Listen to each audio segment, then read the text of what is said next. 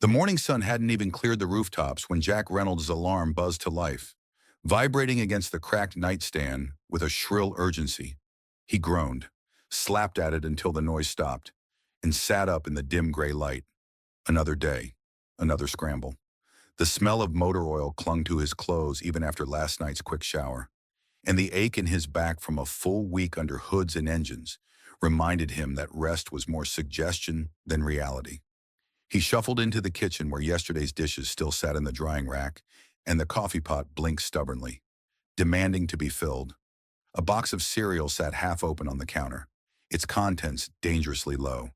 He poured the last of it into a chipped bowl and added milk with a cautious sniff still good. Barely. Across the hall. Lily's bedroom door creaked open, and a mop of tangled hair peeked out. Dad, her sleepy voice called. "Morning, Bug," he said, softening. Lily patted in, dragging her backpack by one strap. "Is it Saturday?" "Almost. One more day of school." He slid the bowl across the table. "Eat quick. We're already running behind." As she sat and crunched through her cereal, Jack worked around her, making a peanut butter sandwich, stuffing a juice box and an apple into her lunch bag, then checking the time and muttering a curse under his breath.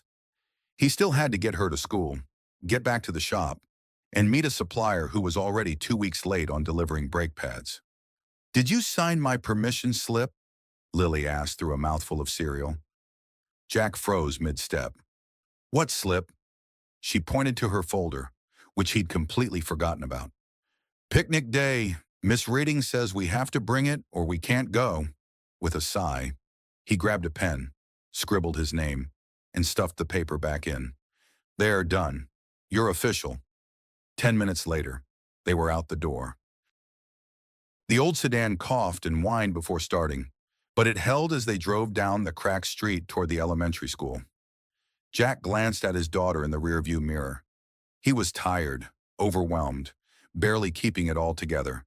But as Lily smiled at him, jelly on her cheek, he knew he wouldn't trade it for anything. The evening light filtered through the blinds in soft golden stripes, casting long shadows across the small living room. Jack sat on the worn couch, sorting through a stack of unopened bills with the same dull ache settling in his chest as always. Lily was on the carpet in front of the coffee table, carefully coloring a picture of a tree with birds in the branches, her tongue poking out in quiet concentration. "Dad," she said suddenly, not looking up from her drawing. "Yeah, Bug." She paused, then glanced back at him with wide, hopeful eyes. "Can we have a picnic?" Jack blinked. "A picnic. Like a real one," she said, sitting up straighter. "With a blanket and sandwiches and maybe juice boxes? In the park? Like the families in the movies. Not the backyard, a real one." He set the envelopes down slowly. "Where'd you get that idea?" "Zoe had one last weekend. Her mom packed strawberries and everything," Lily said dreamily. "She said it was the best day ever." Jack managed to smile. Even as his chest tightened, it sounded so simple, so normal. But everything these days had a price tag time. Gas, groceries. He wanted to say yes without thinking, but his brain was already calculating how much a loaf of bread and a pack of juice boxes would eat into next week's grocery budget. "I don't know," he said gently, trying not to let the weariness in his voice show. "I've got a lot going on with work." Lily didn't pout or complain. She just nodded, looked down at her drawing, and started coloring again. But her smile had faded. Jack sat there for a long moment, watching her shoulders slope, watching the way her crayon slowed. He rubbed his hands over his face and sighed. "Hey, Bug." She looked up again. He smiled, soft and crooked. "How about Saturday we'll pack some sandwiches, find a sunny spot in the park, and have our own best day ever?" Lily's face lit up like a sunrise. She jumped up and threw her arms around his neck. "Really, really," he whispered into her hair, holding her tight. "Just don't forget the strawberries." Friday started like most days did, early and already behind. The hum of the space heater barely kept the morning chill at bay in Jack's small kitchen as he stood over a battered notebook, pen in hand, trying to stretch dollars like they were made of elastic. Rent was due in 5 days. The electric bill was late, and Lily had grown out of her sneakers again. But tomorrow was picnic day, and he was going to make it happen no matter what.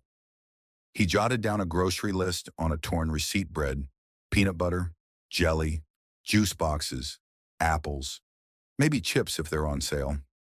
His pen hovered over the page. He wanted to add something sweet, maybe cookies or those frosted animal crackers Lily loved. But he crossed it out and kept moving. At the shop, business was slow, too slow. Two cars sat half-finished in the bay, waiting on parts that hadn't come in yet. A third customer had called to cancel a scheduled oil change, saying their cousin would do it cheaper. Jack sighed and rubbed his temples. He couldn't afford to close the shop, not even for half a day. But Saturday mornings were usually quiet. He'd risk it, just this once. By mid-afternoon, he slipped away to the discount grocer down the road, still wearing his grease-streaked coveralls. He pushed a wobbly cart past rows of dented cans and off-brand cereal, hunting for deals. Every item he picked up, he weighed in his mind cost versus joy. Would Lily notice if the juice boxes weren't the ones with the cartoon animals? Probably not. Would she miss the cookies? Maybe.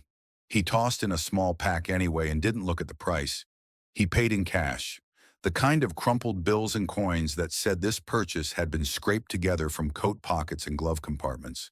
As he stepped outside, grocery bag in hand, the late sun glinted off the hood of his old sedan.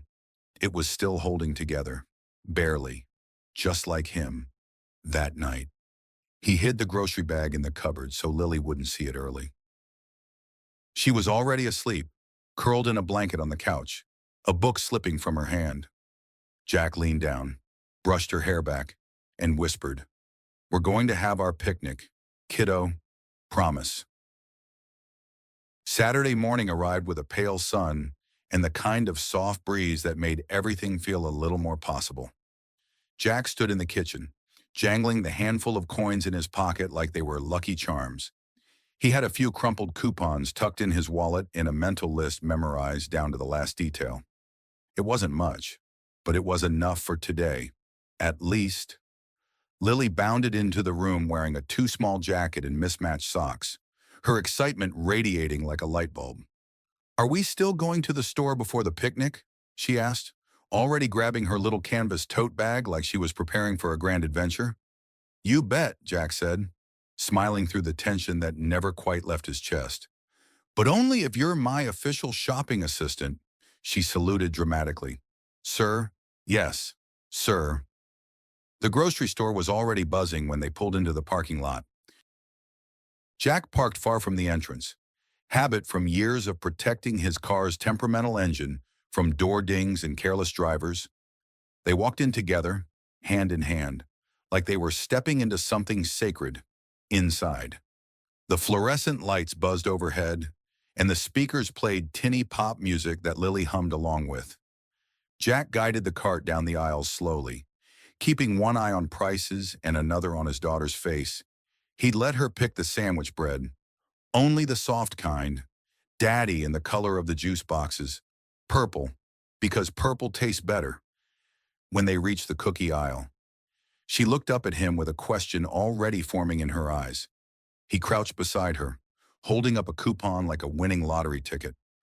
"If we play our cards right," he said, "we might be able to swing some of those frosted animal crackers you like." Her grin nearly split her face. "Best day ever." At checkout, Jack laid out the exact change coins, crumpled bills, a few folded coupons while Lily chatted happily with the clerk about the big secret picnic they were planning. No one in line seemed to mind. Walking out, groceries in hand and sunlight warming their shoulders. Jack glanced down at his daughter. She was skipping beside him, clutching her little tote like it held treasure. It wasn't about what they bought. It was about the feeling that today, even in the smallest way, he'd made something special happen.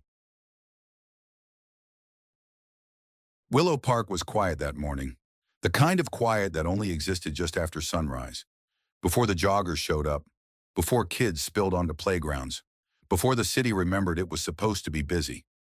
Jack's old sedan rumbled gently into the parking lot, coughing once as it shut off, then fell silent.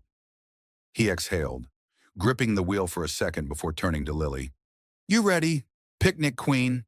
Lily nodded so hard her ponytail bounced. "I brought the napkins and the animal crackers." "Well then, we're officially good to go." They walked across the dew-kissed grass, Lily leading the way like she'd memorized a map no one else could see. She stopped suddenly at a gentle rise near the lake. Sunny, shaded just enough by a willow tree, and perfectly empty. "Here," she declared, spinning in a slow circle. "This is the perfect spot." Jack smiled and set down their bag. He shook out the red and white checkered blanket he'd found buried in the hall closet, still smelling faintly of cedar in summertime, and spread it across the grass. Lily plopped down with a contented sigh, like she'd just claimed a throne. He pulled out their humble feast peanut butter and jelly sandwiches wrapped in wax paper. Juice boxes still cool from the fridge, 2 slightly bruised apples, and the crown jewel animal crackers in a clear sandwich bag. Lily gasped when he placed them in the center of the blanket like fine china. "I declare this the best picnic ever," she said, beaming up at him. Jack leaned back, one hand bracing behind him, eyes drifting out over the lake. Ducks floated lazily in the distance, and the breeze rustled the leaves above them. For the first time in a long time, the noise in his head quieted. What he didn't see, what neither of them saw, was the small white sign staked into the ground just a few feet behind them, the word "Reserved" printed in bold black letters. Below it, the name Eleanor Wright. Jack reached for a sandwich and passed one to Lily. "Cheers," he said, tapping hers gently with his. She giggled. "To best days ever." Neither of them noticed the black SUV that had just turned into the lot at the far end of the park. The first bite of Lily's sandwich hadn't even made it to her mouth when Jack noticed the 3 men. They emerged from the far side of the park path, walking in a tight formation, black dress shoes crunching the gravel, pressed slacks swaying in rhythm. Each of them wearing an earpiece and the kind of expression that didn't leave room for small talk. Jack's stomach sank before he could place why. They didn't belong here. Not with their tailored suits and mirrored sunglasses. Not in a sleepy public park on a Saturday morning. He instinctively shifted, subtly placing himself between them and Lily, though she remained blissfully unaware, still holding her sandwich like it was treasure. "Sir," the tallest one said as they stopped just at the edge of the blanket. His voice was clipped, polished, not rude, but not friendly either. "I'm going to have to ask you to move." Jack blinked. "Come again." "This area is reserved." Jack looked around. The grass was wide and open. Other families were scattered under trees and on benches. "Reserved, it's a public park." One of the other men pointed behind him to the small white sign Jack hadn't noticed earlier. There it was, half hidden in the tall grass behind their blanket. "Reserved. This entire space is booked for a private party scheduled to begin shortly." The third man read flatly, like the word itself should have been obvious. Jack's jaw tightened. He glanced at Lily, now looking up at the men with wide eyes. Sandwich paused midair. Her smile had vanished. "We're just having a little picnic," Jack said, keeping his voice even. "We won't be long. Thought we'd come early. Beat the crowds." The first man's jaw ticked. "Sir, I understand, but Ms. Wright's instructions were clear. This area needs to be cleared before her arrival." Jack stood slowly, brushing crumbs from his jeans. "Right, of course." Lily tugged at his sleeve. "But Dad," he forced a smile down at her. "It's okay, Bug. We'll find another spot." As he began packing up their things, the tallest man spoke again, this time more awkwardly. "If it's any consolation, you picked the nicest spot in the park." Jack didn't answer. He just nodded once, quietly folding the checkered blanket as the sound of tires on gravel echoed behind them. The black SUV had arrived. The SUV door opened with a soft click, and out stepped a woman in white. Not just white immaculate, crisp tailored slacks, a silky blouse, and dark sunglasses that reflected the sky. Her heels made no sound as they touched the grass, but somehow her presence rippled across the park like a stone dropped into still water. Jack had just zipped up the lunch bag when he noticed the men straightening, the tallest of them stepping aside like clockwork, clearing a path. "That's her," one of them muttered under his breath. "Ms. Wright." Jack turned fully now, squinting against the sunlight. Eleanor Wright. The name sounded vaguely familiar, but it didn't click until he caught a glimpse of her face beneath the sunglasses, flawless. Sharp but not cold. He'd seen her once on a magazine cover at the garage. Something about the new face of tech and how she'd turned a family empire into a billion-dollar machine. And here she was, at the park, in front of their half-eaten sandwiches and a crumpled napkin with jelly on it. Eleanor paused, her gaze flicking to the blanket, to the food, to Lily clutching her juice box like it was a lifeline, then to Jack's sweat-darkened t-shirt, worn jeans, hands still stained faintly with grease. Her head tilted slightly. Just a fraction, calculating, curious. "Everything all right?" she asked, her voice low, smooth like silk wrapped around steel. The lead man stepped forward. "Yes, ma'am. Just a small delay. These folks didn't realize the space was reserved. They're moving now." Jack cleared his throat. "Didn't mean to step on anyone's plans. We thought it was open." Eleanor looked at him for a beat longer than was comfortable, then turned her attention to Lily. "Nice spot you picked," she said gently.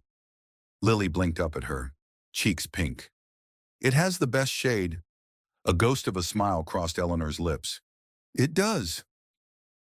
Jack should have felt embarrassed, maybe even a little angry at how casually this woman could own a slice of public space.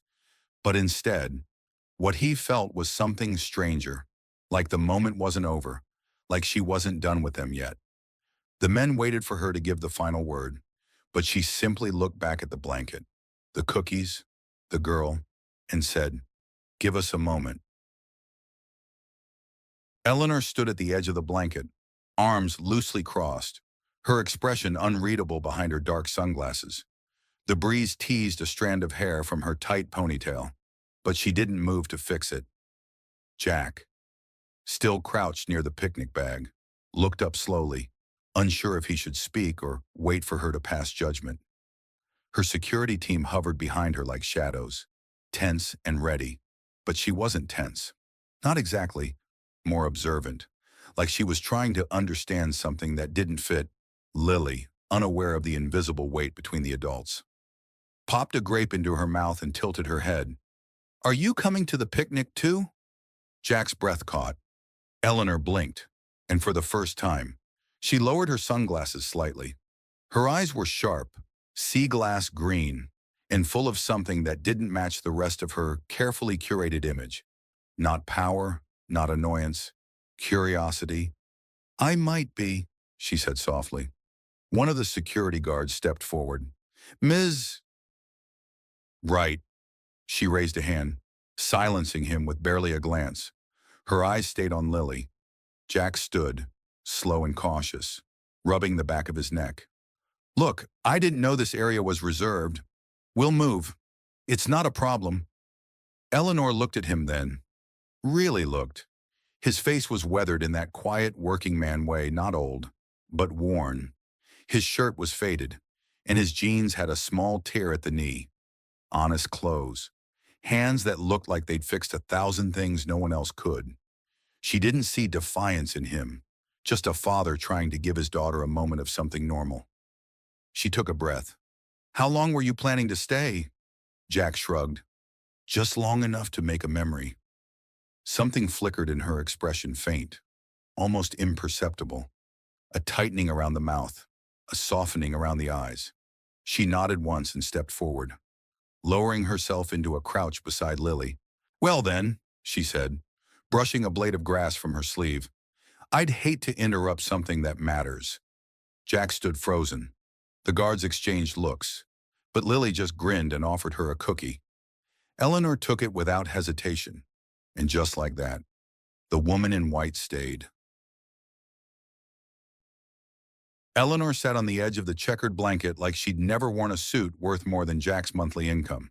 Her hands rested lightly in her lap, fingers curled, posture still too perfect to look natural on grass. But she wasn't rushing to leave. Lily was completely unfazed by the quiet power sitting across from her. She scooted forward, unwrapping a second peanut butter and jelly sandwich with meticulous care, then held it out with both hands like a gift. "Do you want one dad-made extras?" she said brightly. Jack opened his mouth to interject. Wasn't sure if billionaires ate PB&J from slightly squished wax paper, but Eleanor's hand was already reaching out. "Thank you," she said, accepting the sandwich with a grace that made the moment feel oddly formal. Her gaze flicked briefly to Jack, then settled back on Lily. "It's been a while since someone offered me lunch without an agenda." Lily grinned, proud. "They're my favorite. We always use the kind of jelly with seeds because it tastes more real." Eleanor smiled small.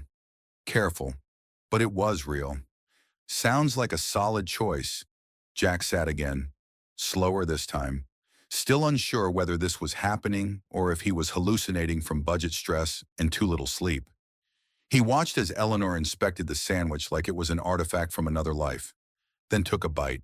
Her eyes closed just briefly, and for a moment, she looked more like a woman than a headline. "It's good," she said, almost surprised. Lily nodded. "Told you." Eleanor glanced down at the crumbs in her lap, brushed them off with a quiet laugh. And Jack saw it, that flicker of something soft behind her polished exterior. A person, tired, maybe, lonely, even. Whatever armor she walked in with had started to loosen. Jack broke the silence gently. "Didn't think we'd be having a picnic with royalty this morning." Eleanor raised an eyebrow. "Is that what I am?" Lily answered for him. "You have guards and sunglasses and fancy shoes. That makes you important." Eleanor tilted her head. "Well, I suppose it does." But her eyes lingered on Lily, and for the first time in a long while, her smile didn't look like it had been practiced. The guards didn't know what to do.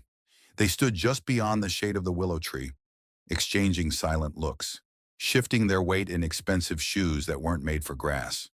One of them cleared his throat softly, waiting for a cue from Eleanor. It never came. Instead, she sat a little straighter, brushing invisible lint from her blouse before setting her half-eaten sandwich on a napkin. Then, with deliberate calm, she looked at Jack and said, "Mind if I stay a little longer?" Jack blinked. "You mean here?" She nodded once. "It's been a long week, and this is the first quiet moment I've had in a while." Jack opened his mouth to respond but couldn't quite find the words, not because he didn't want her there, but because it felt like a question no one like her should have to ask. She could buy the whole park if she wanted, and yet here she was, waiting for his permission. Lily broke the moment with a simple, enthusiastic, "Yes." Eleanor's mouth twitched into a smile. "Well then," she said softly, shifting on the blanket. "Thank you." She removed her sunglasses, setting them gently beside her, and Jack saw her eyes clearly for the first time, green and alert, but not cold, if anything. She looked relieved, as though sitting here in the middle of a low-budget picnic with a mechanic and his daughter gave her some kind of space she didn't even know she needed. Lily held up the cookie bag again. "You can have another one. There's plenty." Eleanor reached in and took a frosted elephant, studying it for a second before popping it into her mouth. "I don't remember the last time I had one of these." "They're good, huh?" Lily grinned. "Surprisingly," Eleanor said, chuckling and charmingly nostalgic. Jack leaned back on his elbows, watching the two of them. It was surreal. 10 minutes ago, he was packing up to avoid security. Now the billionaire tech CEO was sitting cross-legged on his old picnic blanket, munching animal crackers like she belonged. For once, he didn't overthink it. He just let the moment be. "Welcome to the best picnic in town," he said, tipping an invisible hat. Eleanor smiled. "I believe you." By late morning, the sun had climbed higher, casting warm light over the lakeside and turning the blades of grass into gold-tipped threads. The park was beginning to stir. More families arrived with strollers and fold-out chairs. Joggers looped the walking path, and a few curious dog walkers slowed their pace near the willow tree, each doing the same subtle double-take when they noticed her Eleanor Wright, sitting cross-legged on a checkered blanket. eating a peanut butter and jelly sandwich off a paper plate. Jack noticed the glances, the hushed whispers, the way some phones half lifted before their owners second-guessed themselves. But Eleanor didn't seem to care. She reached for a juice box, poked the straw in with minimal fuss, and sipped like it was a fine vintage. "This is charming," she said after a beat, glancing around. "The last lunch I had was a $300 salad served on a boardroom table with people arguing about server architecture." Jack chuckled. "Well, this is fresh off the Reynolds kitchen counter. No arguments, just jelly and animal crackers," Lily beamed. "Of course," Eleanor smiled down at the little girl. The pièce de résistance. Across the park, her security team kept a wide perimeter, visibly uncomfortable, eyes scanning every movement, unsure whether to intervene or disappear. A man in a navy blazer spoke into his earpiece, murmuring something urgent. Another kept checking a tablet, as if hoping the surreal scene in front of him might resolve itself. Eleanor caught the looks, glanced over her shoulder, and gave a small shake of her head. It was enough to make them stand down physically. At least, their confusion lingered like fog. Meanwhile, Lily handed Eleanor a paper napkin, giggling when it tore a little. "Sorry, that one's kind of crinkly." "It's perfect," Eleanor said, carefully dabbing the corner of her mouth. Jack watched her, still trying to process the strange alchemy happening before him. A woman born into fortune, whose face had graced magazines and investor conferences, now sitting barefoot on his old blanket, eating the most humble meal a father could piece together with coins and coupons. It wasn't just surprising, it was human, and that, more than anything, was what made it feel real. The sun had settled high above the trees, filtering through the willow branches in lazy, dappled patterns. The lake shimmered quietly, ducks gliding past in tight formation, and the low hum of park life carried on in the background, muffled conversations. The creak of a stroller wheel, a burst of laughter from the playground down the path. But beneath the tree, it was still peaceful in a way that felt rare. Eleanor sat with her legs stretched out on the edge of the blanket, one hand resting on the grass, the other loosely holding the stem of an empty juice box. Her heels had been quietly kicked off sometime during the last hour, and she tucked her feet under her like she belonged there. Jack leaned back on his elbows beside her, watching as Lily tried to stack animal crackers into a tower. She'd made it to 4 before they toppled, sending her into a fit of giggles that rang out like music. Eleanor smiled softly, almost sadly. "You know," she said, not quite looking at Jack, "I came here to be alone." Jack turned his head toward her. "Funny place to look for solitude." She gave a light shrug. "Not when you own the permits and can reserve half a park." "Touché," he said, smiling. She exhaled slowly, gaze still fixed on the rippling lake. "I had 6 meetings yesterday, one right after the other. The last one ended with a board member telling me I was too emotional to be CEO because I said no without smiling." Jack frowned. "Sounds like someone who's never fixed a carburetor." That made her laugh a real one this time, short and surprised. "Yeah, I don't think they've ever fixed much of anything." There was a pause, not uncomfortable, just open. "When I heard Lily laugh," she continued, her voice lower now, almost reverent, "it cut through everything, the emails, the press, the noise in my head. For a second, it was just that sound, clear, untouched."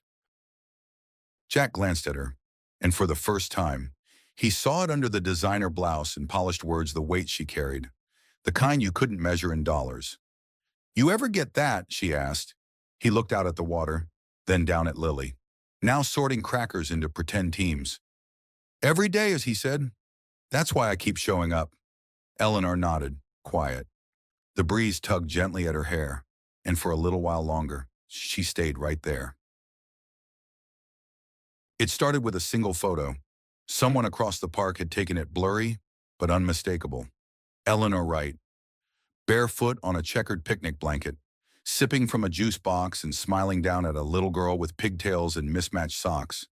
A man sat beside them, rugged and unpolished in his grease-streaked jeans, laughing at something the girl had said. The caption read, "Billionaire CEO Eleanor Wright seen in local park with mystery man and child. Double life." By the time Jack was locking up the shop Sunday evening, the photo had already made its rounds. Social media was ablaze. Gossip blogs were clawing for details. Business sites ran headlines that walked the line between intrigue and scandal. Who is the mechanic beside Eleanor Wright? Tech-era CEO seen playing house in public park. Picnic or PR stunt internet reacts to Wright's down-to-earth display? Jack didn't notice at first. He was focused on cleaning up peanut butter smudges from Lily's car seat and sorting through laundry. It wasn't until his buddy Frank from the tire shop sent him a link that the weight of it hit. He sat on the couch, staring at the screen. The photo looked surreal, like someone had taken a dream and thrown it under a microscope.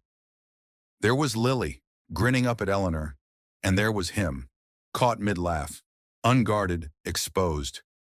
His phone buzzed again. A text from a former customer, then another, a voicemail from a local reporter. Someone had even left a message at the garage asking if he had a statement about what's sitting in the grass and sharing sandwiches at that moment. He heard Lily in the other room, singing to herself, completely unaware of the storm brewing just outside their front door. Miles away, in a penthouse that overlooked a skyline she'd stopped admiring years ago, Eleanor stood barefoot on cold marble floors, holding her phone. Her name was trending again, but this time it wasn't about her latest merger or speaking at a global summit. It was about them. She didn't smile, didn't panic either. She just stared at the image and whispered to no one at all. Of course they'd twist it, and somewhere beneath the noise, she wondered if she'd just ruined something quietly perfect. The next morning started the way most did, too early. Too many things to do, and not enough hands to do them. Jack rolled up the garage door just after 7, the scent of motor oil and steel already thick in the air. The town was still waking up, the hum of delivery trucks and distant barking dogs blending into the morning fog. He set his coffee on the workbench and reached for the clipboard hanging by the office door, already mentally juggling jobs in his head. The Corolla needed new brake pads. Jenkins' truck was still idling rough, and the parts shipment delayed again wasn't going to fix itself. He was elbow deep in the hood of an old Civic when he heard the sound, not the usual clunk of tired engines or the rattle of loose mufflers. This was smoother, sleek, a low, buttery purr that didn't belong on this side of town.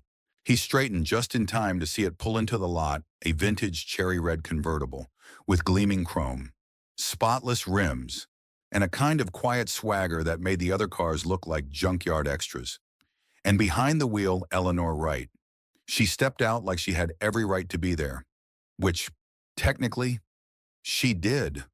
But something in her stance said she knew this wasn't her world. Not exactly. Still, she didn't hesitate. Jack wiped his hands on a rag and stepped forward. "Didn't expect to see you again so soon," he said, half a smile tugging at his mouth. She slid her sunglasses up into her hair. "Wasn't planning to be here, but then my convertible decided it needed a dramatic flair.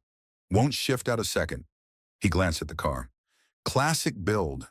She's beautiful, also temperamental, like most beautiful things." That pulled a soft chuckle from her. "You want to take a look?" She hesitated, then nodded. "If you're not too busy." Jack tilted his head, gesturing to the mostly empty lot. "For you, I think I can clear some time." She smiled, tired, grateful, and maybe a little uncertain. "Thanks, Jack." And just like that, Eleanor Wright handed him the keys, not just to her car, but maybe, unintentionally, to something much bigger. The convertible's hood was up, revealing a pristine but stubborn engine that refused to play nice. Jack leaned over it with a practiced eye, socket wrench in one hand, brow furrowed in quiet focus. Eleanor stood a few feet away, arms crossed, the wind teasing a few strands of her hair loose from a low ponytail. Her heels had been swapped for white sneakers still spotless, but at least pretending to be casual. "So," she said, watching as he adjusted a throttle cable, You talk to all your clients this much, or just the ones who crash your picnics? Jack smirked, not looking up. Only the ones who bring their own security detail. She let out a soft laugh, then glanced around the garage at the dented file cabinet, the patched-up office door, the faded family photo thumbtacked to the bulletin board behind the desk. This place, she said, it feels like it's held together with determination and duct tape. Don't underestimate the power of duct tape, he added. Eleanor's smile faded slightly. I envy it. You know. He paused, finally glancing up. What? This, she said, motioning around the garage. You fix what's broken. You see the problem. You get your hands dirty, and then it works again. There's something honest about it. Jack tightened a bolt, then leaned back, wiping his hands on a rag. You saying billionaires don't fix things? I'm saying billionaires hide things, spin them, paint over the cracks until the foundation caves in. The silence hung for a moment. Not heavy, but full. She looked down at her hands, fingers playing with the edge of her sleeve. It's exhausting, pretending to be fine all the time. Jack rested against the edge of the car. You don't have to pretend here. She met his eyes, and something flickered there. Tiredness. Yes, but also a kind of fragile honesty. What about you? She asked. Always calm, always joking. Ever pretend? Jack looked toward the photo of him and Lily. Every day, he said quietly. You don't get the luxury of falling apart when a 7-year-old's watching. Eleanor nodded slowly. Yeah, she murmured. I know that feeling. And for a moment, surrounded by engine grease and dust and the faint hum of the radio, two people from entirely different worlds sat in the same silence, and it felt like peace. The drawing was folded twice, slightly crinkled at the edges, with a faint smudge of grape jelly near the bottom corner. It had been tucked carefully into Lily's backpack, hidden between a library book and a ziplock of broken crayons. Jack only found it when he was packing her lunch that morning, and he'd smiled the second he saw it. Crayon lines danced across the page in bright, cheerful colors: blue sky, green grass, a red and white blanket stretched beneath a crooked tree. In the center of it all stood 3 stick figures. One was unmistakably Lily Big Ponytails. Pink dress, wide smile. Beside her was a taller figure with short brown hair and a blue shirt. Jack, of course. And next to them, wearing a long yellow dress with a sparkling silver crown drawn in with glitter glue, stood the Picnic Princess. That's what Lily had written beneath it, in her best second-grade handwriting. The Picnic Princess. Jack showed it to her when she came into the kitchen, barefoot and yawning. You made this. Lily nodded, already reaching for the cereal box. Yeah, it's for her. For Eleanor. Mm-hmm. She poured a generous heap of cereal. She said she didn't get to color much as a kid, and I figured maybe she'd like a picture, so she won't forget. Jack looked down at the paper again. The crown was a little off-center. The arms were stick-straight, but somehow it was perfect. Later that afternoon, when Eleanor stopped by to pick up her fixed convertible, he handed it to her in an envelope without a word. She opened it right there by the counter, and something in her expression shifted, the kind of shift that wasn't meant for cameras or press releases. A breath caught, a blink that lasted a little longer than normal. She made this for me, she asked quietly. Jack nodded. Said it was so you wouldn't forget the picnic. Eleanor traced a finger over the drawing, landing gently on the glittery crown. I won't, she said, folding it carefully, not too tight, and sliding it into the inside pocket of her leather bag. She zipped it shut, pressed the flap down, and patted it once. Some things, she said softly, you carry close. The convertible purred like a dream as Eleanor eased it into the shop lot. The engine's once stubborn growl now a smooth, elegant hum. Jack wiped his hands on a rag and stepped out from beneath the hood of an old Ford. Raising an eyebrow as she parked with practiced grace, she stepped out, no sunglasses this time. Just clear eyes and a subtle smile that didn't feel like it belonged to the woman plastered across magazine covers. He expected her to thank him again for the repair. Maybe offer a ride around the block to show off the smooth shift between gears. What he didn't expect was the manila folder she pulled from her bag. "I have something for you," she said, holding it out. Jack hesitated before taking it. It felt heavier than paper should. "Open it," she added. Inside crisp documents, letterhead with a logo he recognized. Right Heritage Division, a formal contract, terms, compensation, responsibilities, a salary that made his stomach flip. "What is this?" he asked, flipping pages slowly. "I want you to work for me," Eleanor said plainly. "Full-time, restoring, maintaining, and managing my vintage collection. You'd have your own garage on the estate, access to anything you need, resources, staff, everything." Jack blinked. "You're serious?" "I don't make offers I don't intend to follow through on." He stared down at the folder. The numbers alone were staggering. Steady income, benefits, a future that didn't depend on whether Jenkins' truck stalled again or whether the rent could be paid on time.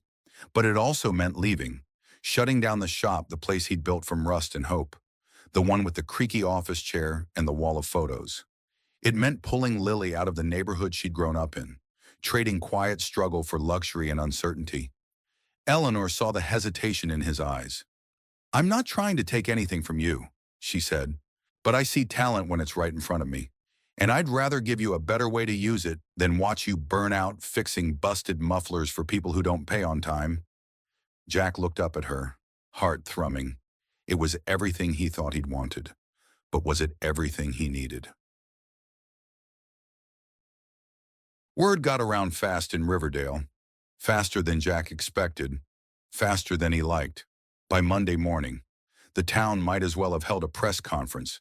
Some people found out through whispers at the diner, others from the barber shop where Eleanor's cherry-red convertible had become the talk of the hour. A few had seen the news online, those same blurry picnic photos now paired with headlines like, "Local mechanic offered life-changing deal by billionaire heiress." And just like that, everyone had an opinion. At the garage, Frank stopped by with a coffee and a raised brow. "So it's true you're leaving this place behind for some castle on a hill?" Jack leaned against the workbench, arms crossed. "Didn't say I was leaving anything, just weighing my options." "Man, come on," Frank said, shaking his head with a grin. "You're the only guy I know who gets handed the golden ticket and hesitates." But not everyone saw it as a golden ticket. At the grocery store, Mrs. Fain, the elderly woman who came in every 3 months with her beat-up Buick, clucked her tongue as she handed over a coupon. "That woman doesn't live in our world, Jack. People like that always take more than they give." At school pickup, one of the other parents leaned over with a polite smile too tight to be sincere. "So I guess we'll be seeing less of you. Or none at all, once you've moved on up." Jack just nodded, the weight in his chest building with every interaction. Even the regulars at Duffy's bar weighed in. Some called him crazy for waiting. Others called him reckless for even considering it. "You think she'll stick around?" someone muttered under their breath. "Or is this just her latest charity project?" By the time Jack sat down at home that night, Lily curled up beside him, drawing another picture this time, of a house with a big garage and a tire swing out front. He was drowning in noise. He looked at her calm, her certainty, her innocence. Everyone else saw a headline, a paycheck, a risk, but Lily just saw her dad, and he realized, whatever choice he made, it had to be for them, not the whispers. The envelope was thick, the kind of paper that felt more like fabric, with gold trim and a wax seal that seemed almost absurdly formal. Jack found it stuck between the shop's bills, slipped through the mail slot sometime during the afternoon. No return address, just his name in graceful handwriting across the front. He opened it with grease-streaked fingers, careful not to smudge the ink. Inside was an invitation. Elegant script. "Eleanor Wright requests the pleasure of your company at the Wright Foundation Winter Gala. Black tie Friday evening. 7 p.m. The Grand Hotel Ballroom, and beneath it, a handwritten note. I'd love for you to bring Lily." He stared at the card like it might suddenly explain itself. It didn't. Later that night, he placed it on the kitchen table while Lily munched on her mac and cheese, swinging her feet beneath the chair. "What's that?" she asked, eyeing the fancy paper. Jack exhaled. "We've been invited to a fancy party." Lily's eyes widened. "Like with dresses and chandeliers and dancing." "Something like that," she gasped, nearly dropping her spoon. "Are we going?" He hesitated. "I don't know, bug. It's not really our kind of thing. But she asked us. Both of us." That part stuck with him. Eleanor could have invited just him, but she hadn't. She'd asked for Lily too, as if she understood that they were a package deal. No version of Jack came without his daughter. Lily leaned forward, eyes shining. "Can I wear sparkles?" Jack laughed despite himself. "You can wear all the sparkles." She squealed and jumped down from the chair, racing to her room to dig through her makeshift dress-up box. But as she disappeared down the hall, Jack picked up the invitation again, running his thumb over the raised letters. Black tie. He didn't even own a proper tie, let alone one that could blend in with tuxedos and champagne towers.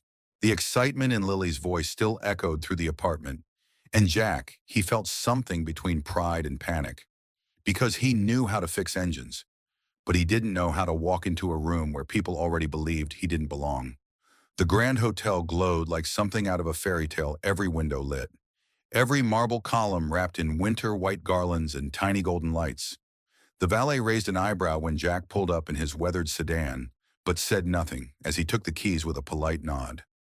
Jack stepped out in a borrowed suit navy, a little tight in the shoulders, sleeves a touch too short, but clean, pressed, and topped off with a dark tie he'd spent 20 frustrating minutes trying to knot.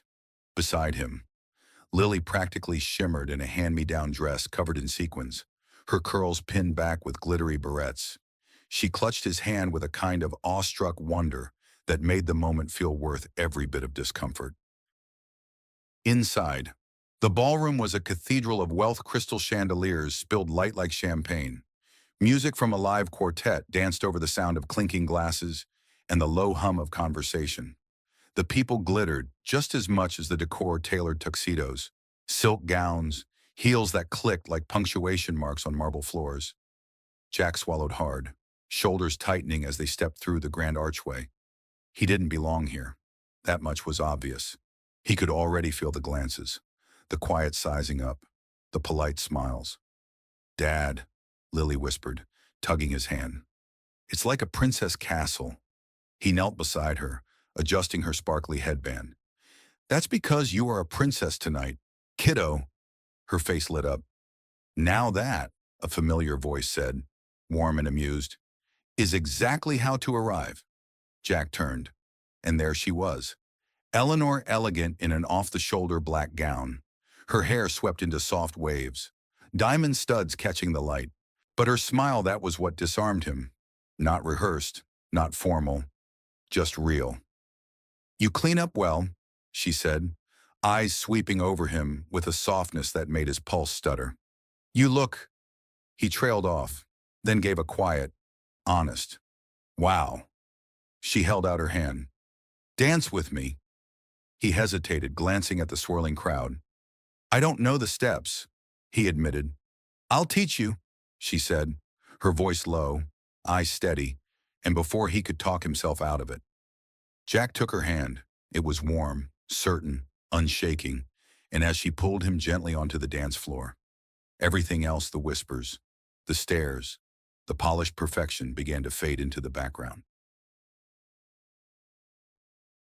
The article hit the internet just before sunrise, buried halfway down the entertainment site's homepage beneath celebrity breakups and red carpet fashion critiques. But by mid-morning, it had made its rounds faster than wildfire, faster than anyone could control. Eleanor Wright's mystery man, widowed mechanic and liability. Jack first saw it when Frank texted him the link with nothing but a grim-faced emoji. He clicked it reluctantly, his stomach already tightening. The headline was followed by a grainy shot from the gala Jack in his too-tight suit. Eleanor's hand on his arm, both of them mid-laugh.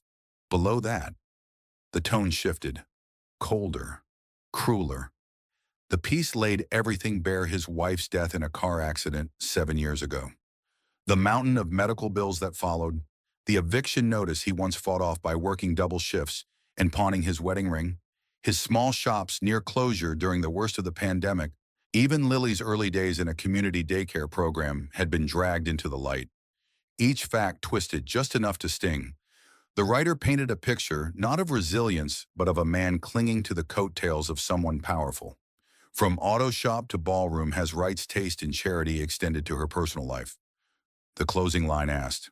By the time Jack reached the end, his ears were ringing. He didn't care that they called him poor. He lived it, survived it, but dragging Lily into it, digging through the most painful chapter of his life for clicks and curiosity that was different. The garage phone rang off the hook all morning reporters, bloggers. A news crew even showed up outside, snapping photos of the peeling paint on his garage sign like it told them something about his soul.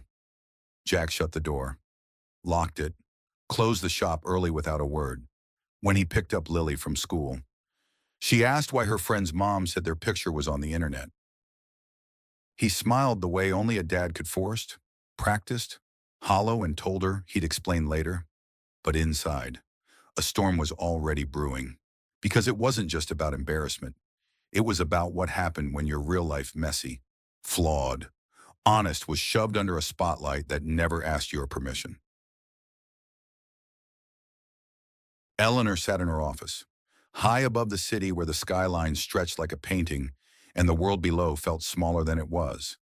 The windows were tinted, the lights dimmed, but the glare from her phone screen felt blinding.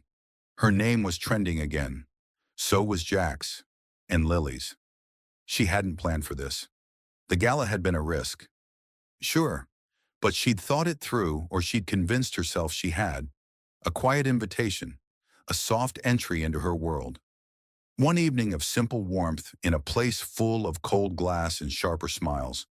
But the internet didn't care about warmth. It cared about weakness, about headlines.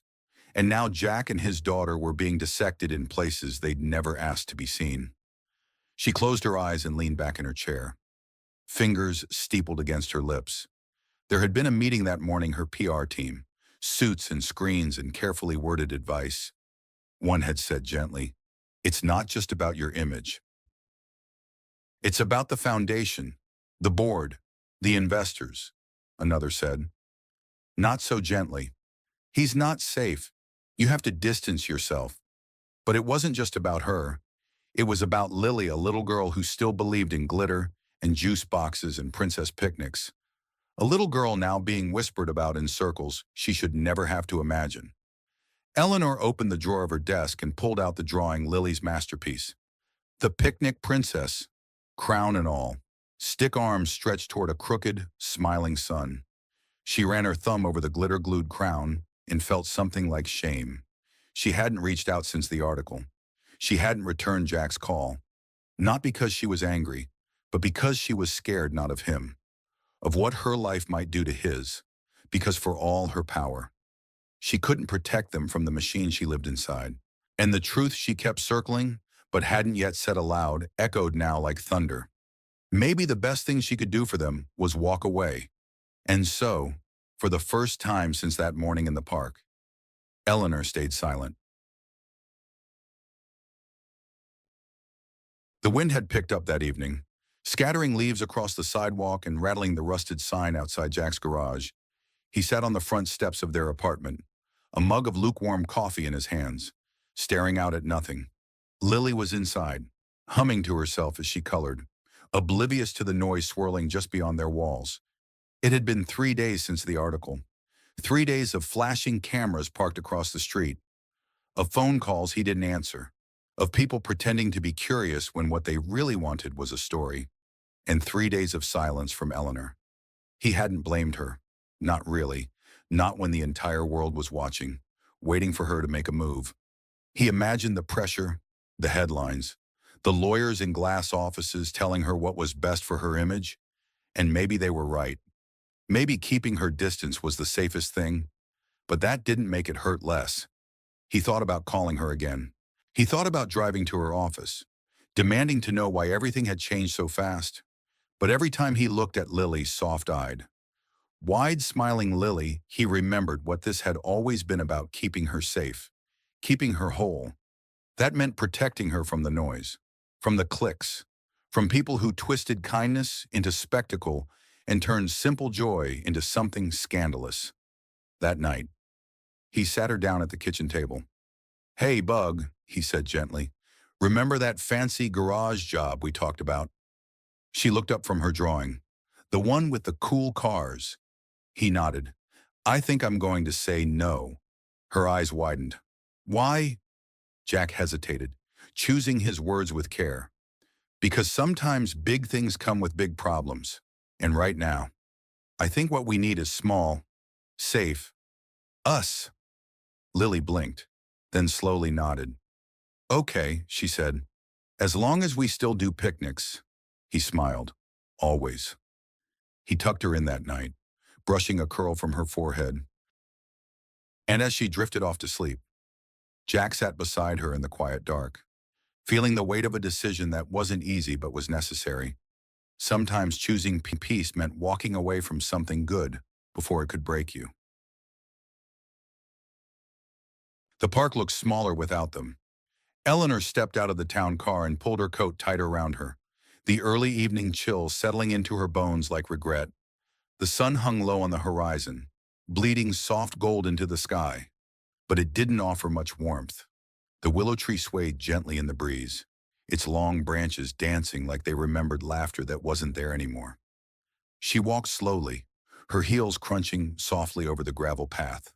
No guards, no assistant, no distractions. Just her and the hollow ache she hadn't managed to shake since the silence between her and Jack had grown too wide to cross. When she reached the spot, the patch of grass where the checkered blanket had once been, she stopped. The ground was bare now, scattered with brittle leaves and a few forgotten feathers from the ducks that still wandered the lake's edge. The reserve sign was gone. No security perimeter, no curious stares. Just the echo of a moment that had felt like something real. She sat on the cold wooden bench, one leg crossed over the other, her hands resting on her lap. For a while, she just stared at the water, letting the quiet settle in her chest. She could still hear Lily's laughter in her memory, bright and unfiltered. She could see Jack leaning back on his elbows, smiling with the kind of ease she'd never seen at any gala, in any boardroom. And now it was gone, not because she didn't want it, but because she hadn't known how to hold it without breaking it. She reached into her coat pocket and pulled out the folded piece of paper she hadn't stopped carrying Lily's drawing. The picnic princess. She smoothed it out gently on her lap, brushing her thumb over the glitter glue crown. "I should have fought harder," she whispered. A duck quacked in the distance, a soft sound that was met with silence. Eleanor sat there until the sun slipped below the treetops, painting the lake in fading light. When she finally stood, the spot remained empty, untouched, but in her pocket, she carried the only proof it had ever been real. The letter was written in purple ink on lined notebook paper, the kind with wide margins and little flowers drawn in the corners. Lily had taken her time with it, tongue poking out as she carefully looped her letters, asking Jack to help her spell a few big words. She didn't tell him everything she was writing, just that it was important. He watched her from the kitchen, a gentle ache in his chest as she folded the paper and sealed it in an envelope she had decorated with glitter stickers and a tiny crooked heart. "Do you think she'll get it?" Lily asked, holding it up like it was something sacred. Jack nodded. "Yeah, Bug. I think she really needs it." They walked to the post box together, and Lily slid the letter in with both hands, standing on tiptoe to be sure it dropped all the way through. She looked up at him after, satisfied, like she'd just finished something only she could do. "I hope it makes her feel better," she said softly. Miles away, in the glass and steel quiet of her penthouse, Eleanor opened the mailbox in her private office without much thought.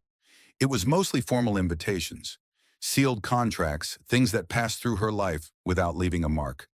But one envelope stood out purple ink, glitter stickers, a name written in slightly wobbly handwriting. Miss Eleanor Wright. Her breath caught. She opened it carefully, unfolding the lined page as if it might tear from too much pressure. and then she read, "Dear Eleanor, I know sometimes people go away, like my mom did, and sometimes your heart gets real quiet, but that doesn't mean they're gone forever, because if you miss someone and you remember them really big in your heart, it's kind of like they're still there.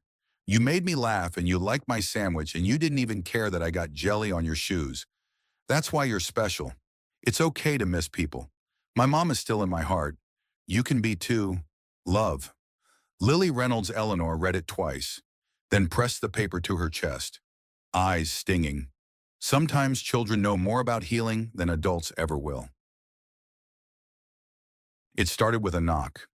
Jack looked up from beneath the hood of a battered pickup truck, wiping sweat and dust from his brow. He wasn't expecting anyone. Business had been slow, and the last thing he needed was another reporter or curious passerby looking for a soundbite. He braced himself for more questions he didn't want to answer. But when he opened the garage door, what he saw wasn't a stranger. It was a truck, a brand new flatbed pulling into the lot, followed by a team in matching uniforms marked Wright Classic Auto Restoration.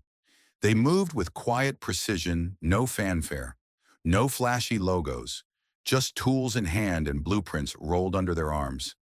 Jack stepped out, confusion hardening into cautious disbelief. The woman in the passenger seat of the lead truck stepped down first. Eleanor. She wore jeans and a soft gray sweater, her hair pulled back.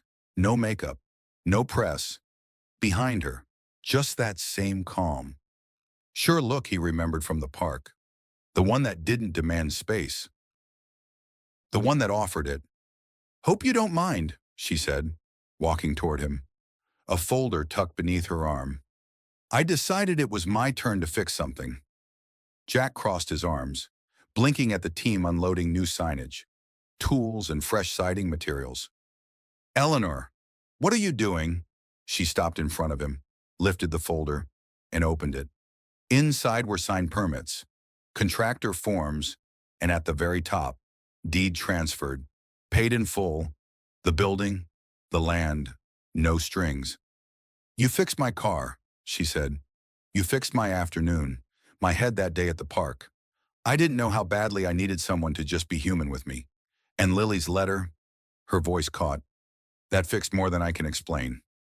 Jack looked down at the paperwork, then up at the shop, his shop, the place that had been slowly falling apart, patched up with whatever he could scrounge. Now gleaming crews were prepping new paint, new signage, everything he'd always dreamed of but couldn't reach. "You didn't have to do this," he said quietly. Eleanor smiled. "Maybe not, but you've spent your whole life fixing things for everyone else." She held out the deed. "Let someone fix something for you." The next morning, Riverdale awoke to find something transformed. What had once been Reynolds Auto Repair, weathered, tired, hanging on by a thread, now stood proud under a fresh coat of paint and a gleaming new sign, Reynolds Classic Auto Restoration. The building itself had been subtly but beautifully renovated. Overnight, the foundation reinforced, the siding replaced, the windows cleaned and resealed. Inside, the tools were still familiar, but now there were new ones, two specialized equipment for classic car restoration, a pristine workbench, lighting that didn't flicker when it rained. But what caught everyone's attention was the line of cars already waiting outside, not just everyday sedans and pickup trucks needing oil changes, but classics. A '67 Mustang, a vintage Porsche, a sleek Jaguar E-Type, and people not just locals, but collectors, enthusiasts, people who'd driven hours just to see if the rumors were true. "Is this real?" Frank asked, leaning against the doorframe, watching as Jack stared at his transformed shop in disbelief. "Tell me this is real." Jack ran his hand along the smooth surface of a new workbench. "I think it is." Frank whistled low. "So Wright Industries just handed you a classic car repair empire overnight." "Not Wright Industries," Jack corrected quietly. "Eleanor." The distinction mattered. The phone call came just after lunch, a number Jack didn't recognize but answered anyway. The voice on the other end was clipped, professional, and vaguely irritated. "Mr. Reynolds, this is Harold Mercer, senior partner at Mercer and Banks Law. I'm calling regarding the property at 1752 Industrial Avenue, known as Reynolds Auto Repair. Our records indicate significant unpermitted structural changes have been made to the premises. Given that this violates the City Code Section 47B, Jack felt his chest tighten. He'd known this was coming, the other shoe dropping. The catch in Eleanor's generosity.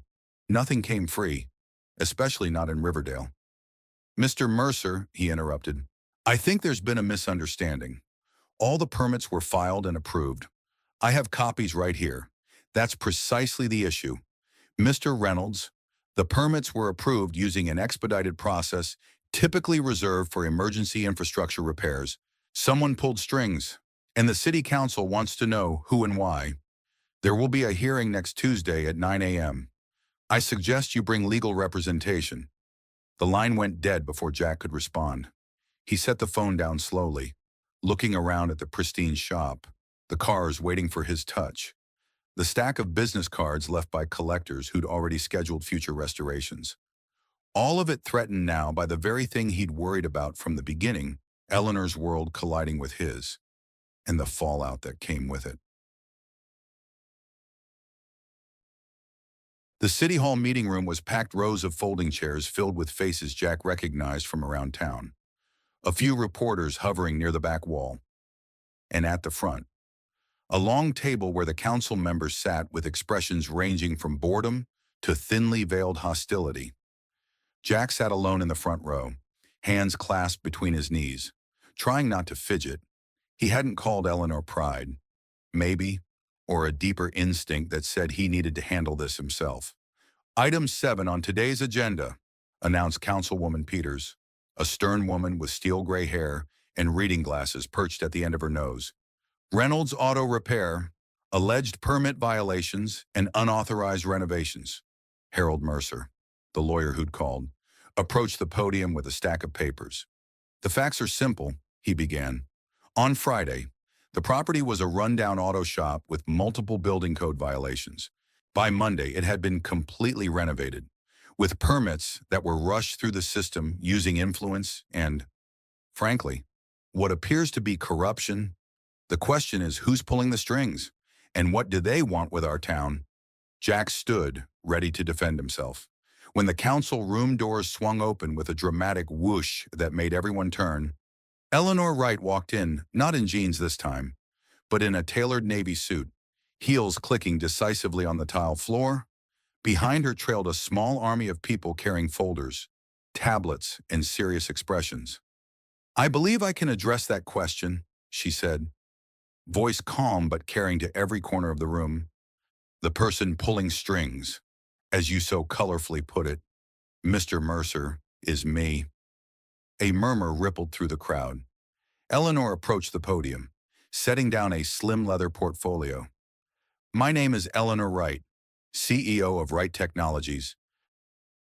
And yes, I expedited the permits for Reynolds Classic Auto Restoration, but I did it legally, through the city's own emergency revitalization program, a program that, ironically, Mr. Mercer's firm helped draft 3 years ago to attract businesses to struggling areas of Riverdale. She opened the portfolio and began distributing documents to the council members.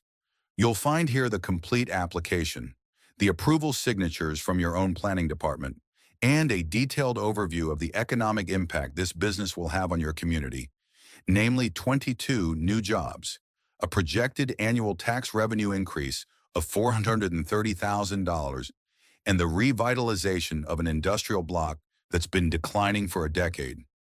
Councilwoman Peters scanned the papers, her expression shifting from skepticism to something closer to reluctant admiration. This all seems to be in order, Miss Wright, but I'm curious why Riverdale? Why this particular shop? Eleanor glanced back at Jack for just a moment, then faced the council again. Because I believe in investing in places and people that matter. Because sometimes the best way to build the future is to preserve what already works. And because Jack Reynolds is the finest automotive restoration expert I've ever met, and he deserves a chance to show the world what he can do without worrying about keeping the lights on. Silence fell across the room. Jack stared at her back, at the straight line of her shoulders, the confidence in her stance. She was fighting for him, not with checkbooks and power plays, but with facts, with vision, with a belief in something he'd built. Well, Councilwoman Peters said finally, shuffling the papers, I think that settles the permit question. She looked at Mercer. Unless you have specific violations to cite, the lawyer hesitated, clearly unprepared for this turn of events. We'll need to review these documents more thoroughly. Of course, Eleanor smiled thinly. Take all the time you need. In the meantime, perhaps we could discuss the Wright Foundation's interest in funding the renovation of Riverdale's community center. I understand it's been in need of repairs for some time. The energy in the room shifted instantly. Council members who had been frowning now leaned forward with interest. Citizens who had come expecting controversy now whispered excitedly among themselves. I think we'd be very interested in hearing about that, Councilwoman Peters said, setting aside the permit paperwork with finality. Very interested indeed. As the conversation turned to community centers and youth programs, Jack caught Eleanor's eye across the room. She gave him the smallest nod, a quiet acknowledgement that said, I'm not walking away. Not this time. I still don't understand why you're doing all this, Jack said later. As they walked slowly through the evening quiet streets of Riverdale, the council meeting had adjourned hours ago, but they'd lingered, talking through details, shaking hands, making plans that somehow became larger with each passing minute. Eleanor glanced at him sideways. You mean, why am I investing in a promising business with excellent growth potential? That's what CEOs do. Jack, that's not what I mean, and you know it. She stopped walking, turning to face him fully. The streetlights cast soft shadows across her face, making her look both vulnerable and determined at once. When I was 8, she said suddenly, my father bought me a bicycle.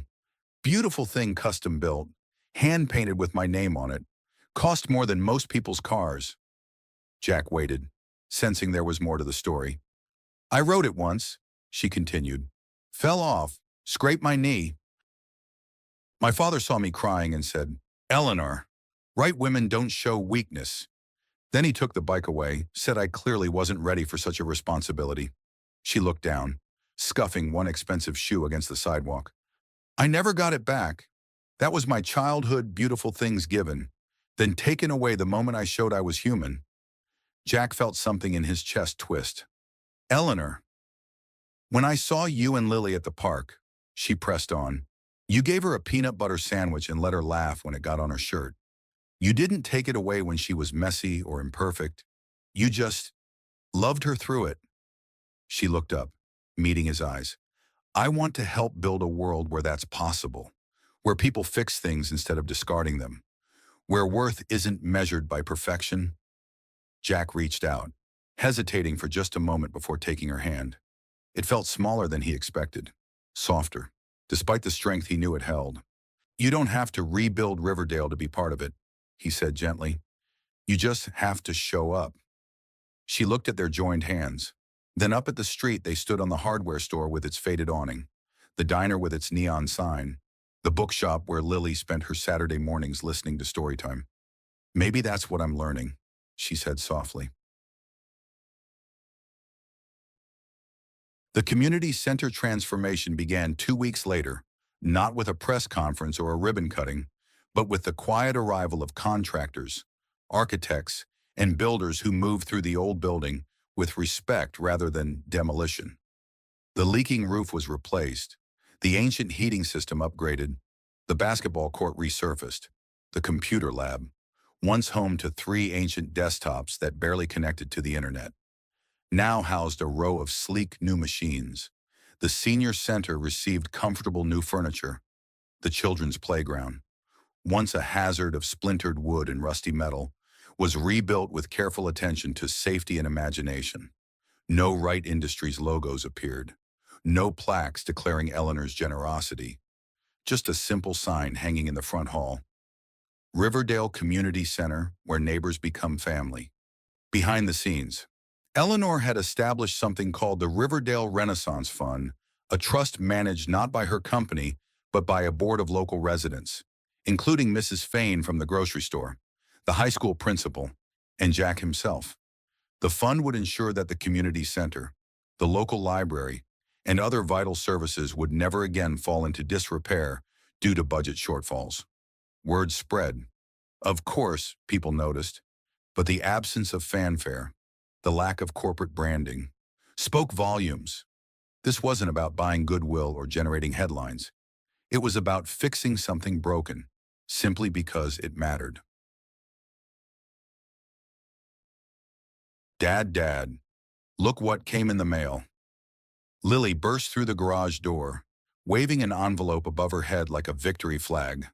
Jack looked up from the engine of a '57 Thunderbird he'd been painstakingly rebuilding, wiping his hands on a shop rag. What is it, bug? She thrust the envelope into his hands, thick cream paper, addressed to Miss Lily Reynolds, in elegant handwriting he recognized immediately. Can I open it, please? He handed it back, smiling at her excitement.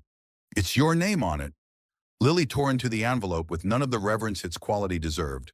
Pulling out a folded card embossed with a simple leaf design, she read it aloud. Stumbling slightly over the more formal language, Miss Lily Reynolds is cordially invited to a very special picnic at Willow Park this Saturday at 10 a.m. Dress code, whatever makes you happiest. RSVP, not necessary, just bring yourself and your dad. P.S. I'll bring the animal crackers this time. Lily looked up at him, eyes wide. It's from Eleanor, a picnic invitation. Can we go? Please, please, please. Jack felt something loosen in his chest, a knot he hadn't fully acknowledged was there. Tension from weeks of wondering if the silence would return, if the distance would grow again. I think we can manage that, he said, trying to sound casual despite the smile tugging at his lips. Lily whooped, spinning in a circle of pure joy. I'm going to wear my yellow dress and bring my colored pencils and make a new drawing. She dashed off, already planning, already dreaming, already certain that Saturday would come and Eleanor would be there and everything would be exactly as the invitation promised. Jack watched her go, then turned back to the Thunderbird, running his hand along the smooth curve of its fender. In the reflection of its polished surface, he could see his garage transformed now, busy with work he loved, free from the grinding fear of insolvency. Beyond that reflection lay Riverdale itself, still humble, still weathered in places, but strengthening, healing, growing, and soon. The park again, the willow tree, a picnic blanket. 3 people finding their way back to something that had felt right from the start. He picked up his wrench and turned back to the engine, humming softly, for the first time in years. The future didn't feel like something to brace against. It felt like something to move toward. The notification came through on Eleanor's phone during a board meeting, a calendar alert that made her pause mid-sentence as she was explaining quarterly projections to a room full of serious faces and expensive suits. Picnic with Jack and Lily, 10:00 a.m. Saturday. She felt a smile tug at her lips, quickly suppressed it, and continued her presentation. But inside, something light and warm unfurled. The meeting dragged on for another hour. Budget discussions, acquisition proposals, the usual corporate choreography that filled her days. When it finally ended, she lingered in the boardroom after everyone had filed out, standing at the floor-to-ceiling windows that overlooked the city. Somewhere out there, beyond the gleaming skyscrapers and gridlocked streets, was a little park with a willow tree, a mechanic's shop with a new sign, a girl who drew princesses with glitter crowns. Mr. Wright. Her assistant appeared at the door. You have 3 calls waiting, and the Tokyo team needs to speak with you before they leave for the evening. Eleanor turned from the window. Cancel my Saturday appointments. All of them. The assistant blinked. All of them, but the investor brunch. Reschedule, and book me a car for Saturday morning. 9:30, casual dress. I'll be handling a personal matter. Yes, ma'am. The assistant hesitated. And shall I have security arranged for this personal matter? Eleanor thought of the park, of Jack's face when the guards had appeared that first day. She thought of Lily's unguarded laughter, of juice boxes and animal crackers, and sunlight filtering through willow branches. "No," she said softly. "No security, just the car." The park looked exactly the same and completely different all at once. The grass was still green, the lake still shimmered, the willow tree still swayed in the gentle breeze. But now, nestled beneath its sweeping branches, stood a simple wooden bench with a small brass plaque that hadn't been there before. Jack noticed it first as they approached their spot, Lily skipping ahead with the picnic basket swinging from her arm. He slowed his steps, squinting to read the words etched into the metal. "For moments that matter, for picnics and possibilities." No names, no dates, just those simple words and, below them, a tiny engraved image of a crown. "Dad, Eleanor's already here," Lily called, waving frantically toward the lake. Jack looked up, and there she was sitting on the grass in jeans and a simple white blouse, her hair loose around her shoulders. No makeup, no pretense. She waved back at Lily, then stood, brushing grass from her pants. As they approached, Jack noticed the familiar red and white checkered blanket already spread out, the wicker basket beside it, the thoughtful absence of security personnel or hovering assistants. "I hope you don't mind," Eleanor said as they reached her, a touch of uncertainty in her voice. "I wanted to get here early, make sure everything was perfect." "It's perfect," Lily declared, dropping to her knees on the blanket. "Did you bring the animal crackers like you promised?" Eleanor's face relaxed into a genuine smile. "2 bags. And," she reached into the basket, "strawberries. Your dad once mentioned they were important." Jack felt something catch in his throat the memory of that first night, promising Lily a picnic. Her excited voice, "Just don't forget the strawberries." "You remembered that?" he asked quietly. Eleanor met his eyes, something vulnerable and honest in her gaze. "I remember everything about that day." They sat together on the blanket, Lily between them, chattering happily about school and friends and the drawing she was working on. Jack leaned back on his hands, watching as Eleanor listened to his daughter with genuine interest, asking questions, laughing at her jokes, helping her arrange animal crackers in elaborate patterns before eating them. This time, no one took photos, no one interrupted, no headlines formed in the distance. It was just them, the sun, the willow tree, and a moment carved out of time that belonged only to themselves. "I have something for you," Eleanor said eventually. Reaching into her basket, she pulled out a small, flat package wrapped in simple brown paper and tied with twine. "A present!" Lily gasped, bouncing slightly where she sat. "For both of you," Eleanor clarified, handing it to Jack. He took it, feeling its solid weight, raising an eyebrow at Eleanor, who only nodded encouragingly. With careful fingers, he untied the twine and folded back the paper. Inside was a framed photograph, not the blurry, invasive shot that had circled the internet, but something else entirely. It was them, that first day, captured from a distance that somehow felt respectful rather than intrusive. Lily was mid-laugh. Jack was smiling down at her, and Eleanor was looking at them both with an expression so open, so unguarded, it made his chest ache. "One of my security team took it," she explained softly. "Before all the noise started, I found it on his camera roll when I was trying to track down the leak." She hesitated. "It's how I want to remember that day. Not the headlines or the chaos that came after. Just this." Jack ran his thumb along the simple frame, feeling the weight of what she was offering, not just a photograph, but a different narrative, a true one. "Thank you," he said, and the words felt insufficient for everything swelling in his chest. Lily leaned against his arm, looking at the picture. "We look happy," she said simply. "We were," Eleanor replied, her eyes meeting Jack's over Lily's head. "I'd like to be again." And in that moment, beneath the willow tree with a checkered blanket and animal crackers and a little girl who believed in picnic princesses, Jack felt something slot into place, a gear finding its teeth, an engine finally catching, a broken thing made whole. "I think," he said slowly, reaching across the space between them to take Eleanor's hand. That could be arranged. Spring arrived in Riverdale like a gentle awakening daffodils pushing through soil still cool from winter, tree branches heavy with delicate blossoms, and mornings that carried the scent of possibility on the breeze. The town itself seemed to stretch and yawn as residents emerged from the quiet hibernation of colder months, windows thrown open to welcome the shifting season.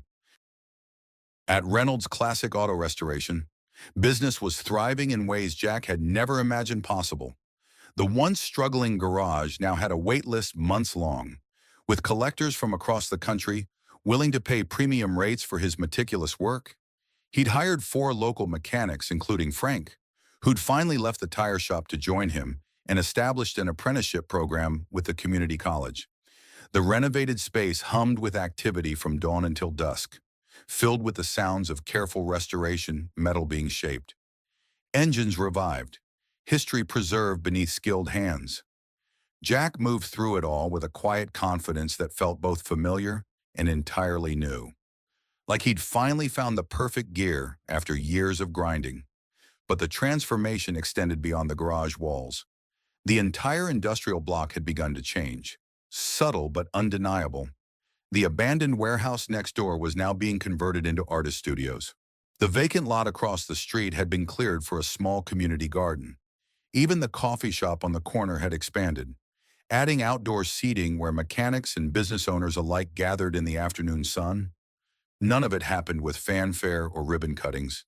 No press releases announced the Riverdale Renaissance Fund's involvement, but everyone knew the quiet hand guiding these changes belonged to the woman who now regularly appeared at the local diner on Saturday mornings, ordering pancakes with Lily and discussing classic cars with Jack as if she'd always belonged there.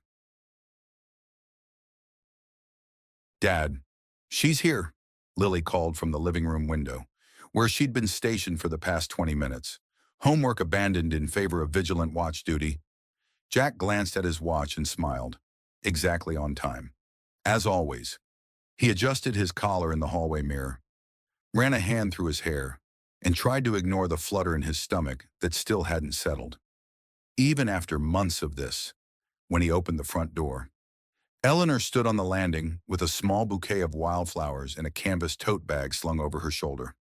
She wore jeans, a simple blue blouse, and flats instead of her usual heels. Her hair was pulled back in a loose ponytail, and her face held the softness it only showed here. Away from board meetings and press conferences. "Right on schedule," he said, stepping aside to let her in. "You know me." She handed him the flowers with a smile. Chronically punctual, Lily barreled down the hallway, launching herself at Eleanor with the uninhibited joy of an 8-year-old who hadn't yet learned to contain her affection. "Did you bring it? Did you remember?" Eleanor laughed, setting down her tote bag to properly return Lily's hug. "I promised. Didn't I? It's right here." She reached into the bag and pulled out a worn, leather-bound book. "My grandmother's recipe book, as requested for tonight's cooking adventure." Lily clutched the book to her chest like it was made of gold. "Thank you, thank you, thank you. I already got all the ingredients ready, and Dad bought me an apron and everything." "Well then," Eleanor said, straightening up, "I think we're all set for Operation Family Dinner." The word family hung in the air for a moment, unexamined but not unwelcome. Jack caught Eleanor's eye over Lily's head, and something passed between them acknowledgement. Perhaps, of the quiet ways they'd begun to orbit each other, forming something that didn't yet have a name but felt increasingly right. "Let me put these in water," he said, gesturing with the wildflowers, "and then the kitchen is all yours. Ladies." As he filled a mason jar at the sink, he could hear them already: Lily's excited chatter, Eleanor's patient responses, the sound of the recipe book being opened with reverent care. He watched them through the doorway, his daughter and this woman who had somehow, against all odds, become essential to their world. Eleanor caught him looking and raised an eyebrow, a small smile playing at her lips. "You going to help, or just stand there looking handsome?" "Just enjoying the view," he replied, feeling warmth rise to his face at the casual compliment. "Well, get over here." "Reynolds," she said, holding out a wooden spoon like a scepter. "We need a sous chef." And just like that, A Wednesday evening in a modest apartment above a garage became something magical: flower dusting countertops, laughter filling corners that had once held only silence, and three people creating something together that was both simple and profound. Surrey. The office of Mercer and Banks law firm exuded the kind of cold prosperity that seemed designed to intimidate all polished mahogany. Leather-bound books and strategically placed diplomas. Harold Mercer himself matched his surroundings, perfectly silver-haired, sharp-eyed, dressed in a suit that cost more than most people's monthly rent. "Miss Wright," he said, not rising from behind his imposing desk as Eleanor was shown in. "This is an unexpected pleasure." Eleanor took the seat across from him without waiting for an invitation, setting her briefcase precisely on the floor beside her. "Mr. Mercer, thank you for making time in your schedule. For Eleanor Wright always." His smile didn't reach his eyes. "Though I must admit, I'm curious why the CEO of Wright Technologies would request a meeting with a small-town lawyer, especially after our disagreement at the city council meeting." Eleanor held his gaze, neither flinching nor engaging with the thinly veiled hostility. "I'm here about Jack Reynolds." Mercer's expression hardened slightly. Your mechanic friend, the recipient of your rather generous patronage." "Mr. Reynolds is a business associate and a personal friend," she corrected smoothly. "And I've recently learned that your firm holds the mortgage on his late wife's medical bills, a debt that, despite his consistent payments, seems to have an interest rate that ensures he'll never actually clear it." Mercer leaned back in his chair, studying her with new interest. "We merely service the debt. The terms were set by the medical group. Terms that your firm has discretion to modify," Eleanor countered. "Terms that, according to my research, have been modified for other clients in similar situations, just not for Mr. Reynolds. The firm makes case-by-case determinations based on financial viability and—" "Mr. Mercer," Eleanor interrupted gently, opening her briefcase and removing a slim folder. "Let's not waste time with corporate doublespeak. You've been deliberately keeping Jack Reynolds in debt because you disapprove of his connection to me." Mercer's jaw tightened. "That's a serious accusation, Ms. Wright." "It is," she agreed, sliding the folder across his desk. "Which is why I brought evidence." He didn't touch the folder. "What exactly do you want?" "I want to buy the debt, all of it, at fair market value." "The debt isn't for sale." Eleanor smiled thinly. "Everything is for sale, Mr. Mercer. It's just a question of price." She leaned forward slightly. "And whether you'd prefer to negotiate that price with me, or with the State Bar Association after they review the evidence of predatory lending practices and conflict of interest I've outlined in that folder." The silence that stretched between them was taut with unspoken calculations, Mercer weighing his options. Eleanor waiting with the practiced patience of someone who had faced down far more formidable opponents in boardrooms across the world. Finally, Mercer reached for the folder. "I'll need to consult with my partners." "Of course," Eleanor said, standing and smoothing her skirt. "You have until the end of the week. After that, I'll be forced to explore other avenues." She picked up her briefcase. "Oh, and Mr. Mercer, this conversation stays between us. Jack doesn't know I'm here, and I'd prefer to keep it that way." She turned to leave, but Mercer's voice stopped her at the door. "Why do you care so much?" he asked, genuine curiosity breaking through his professional veneer. "You could buy this whole town without denting your fortune.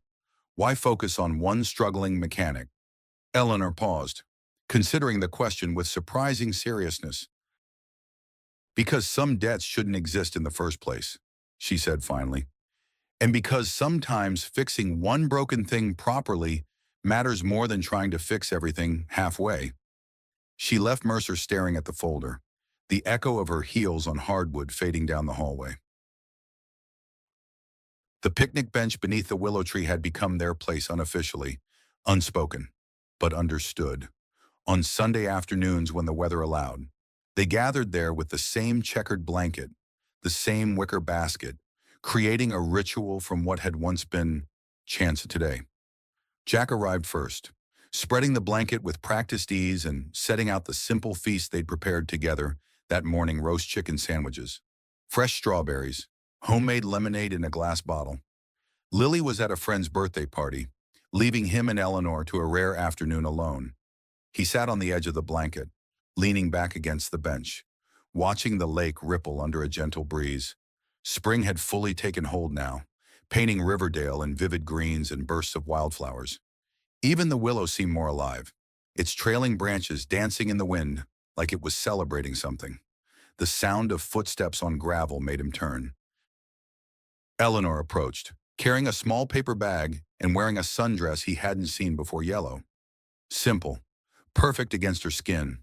She let her hair down, and the sunlight caught it as she moved, turning it to spun gold. "Sorry I'm late," she said, settling beside him on the blanket. "Board meeting ran long." "On a Sunday," she rolled her eyes. "Welcome to my world. Some of these people don't know weekends exist." She set the paper bag between them. "I brought dessert to make up for it." Jack peeked inside the bag and chuckled. "Animal crackers."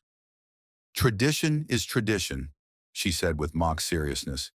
They ate in companionable silence for a while, watching ducks glide across the lake, enjoying the simple pleasure of food and sunlight in space that belonged just to them. Jack stole glances at her profile: the curve of her jaw, the sweep of her lashes, the way she'd gradually relaxed into these moments over the months they'd known each other. "I got a call yesterday," he said eventually, breaking the quiet. "From Mercer and Banks." Eleanor stiffened almost imperceptibly. "Oh, yeah, strange thing." He took a sip of lemonade. "Apparently, Susan's medical debt has been reassessed. They're closing the account. Debt cleared." He watched her carefully, noting the way she kept her expression neutral despite the sudden stillness in her posture.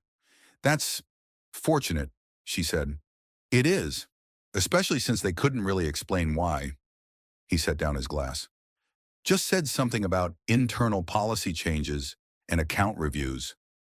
Eleanor reached for a strawberry, examining it with unnecessary focus. "Well, that's good news, then." "Eleanor." She looked up, meeting his eyes, and he saw it there: the knowledge, the careful calculation of how much to reveal. "Did you have something to do with this?" he asked directly. A moment passed between them, waited, honest. Then she sighed softly. "I may have had a conversation with Harold Mercer about my wife's medical bills, about predatory lending practices in general. Your situation may have come up as an example." Jack absorbed this, feeling a complex tangle of emotions: gratitude, discomfort, a faint bristling of pride, and beneath it all, a deeper recognition of what it meant that she would do this for him. "I should be angry," he said finally, "that you went behind my back, that you're still trying to fix things without asking." "Are you?" she asked quietly. He considered the question, really considered it. The debt had been a millstone around his neck for 7 years, a constant, grinding reminder of the worst period of his life, of loss and grief and helplessness. Now it was gone. "No," he admitted, "I'm not angry, but Eleanor." He turned to face her fully. "You can't keep doing this. You can't just wave your financial wand and make problems disappear.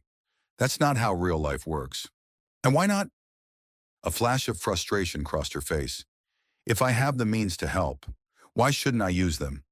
Because some things need to be earned, some struggles need to be faced."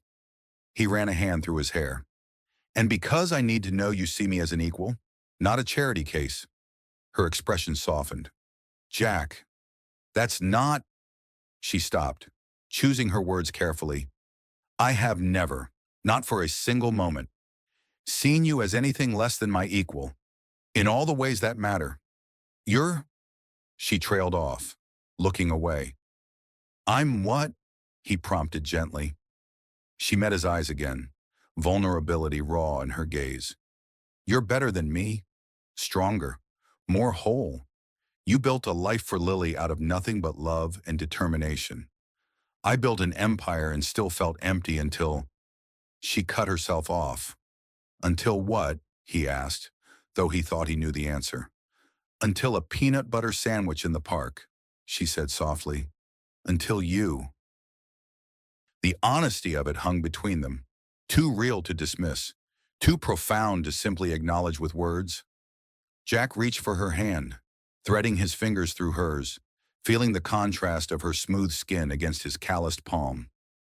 Thank you, he said finally, for the debt, but next time, talk to me first. She squeezed his hand. Deal. They sat like that for a while longer, connected by touch and truth and the unspoken thing growing between them, something that felt increasingly like a future neither had dared to imagine.